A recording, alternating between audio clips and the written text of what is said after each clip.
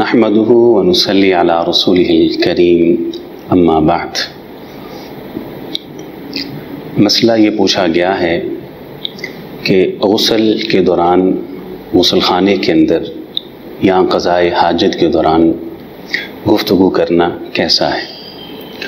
عبداللہ بن عمر رضی اللہ تعالی عنہما وہ بیان کرتے ہیں کہ ان رجلا مر، کہ ایک شخص وہ گزر رہا تھا کہ اس نے دیکھا کہ رسول اکرم صلی اللہ علیہ وسلم یبول قضائے حاجت کر رہے، فسلم، تو اس نے نبی علیہ السلام کو السلام علیکم کہا اور آپ کو سلام کیے۔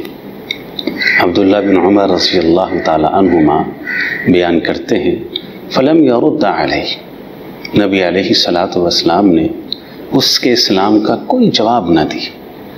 تو یہ حدیث اس بات کی بڑی واضح دلیل ہے کہ قضائے حاجت کے دوران، غسل کے دوران انسان کو کلام نہیں کرنا چاہیے، یہ منع ہے، اور اللہ کے رسول علیہ السلام سے یہی تعلیم ہم کو ملتی ہے۔ تو اللہ تعالیٰ مجھے بھی اور آپ کو بھی کتاب و سنت کو سمجھ کر اس پر عمل کرنے کی توفیق عطا فرمائے۔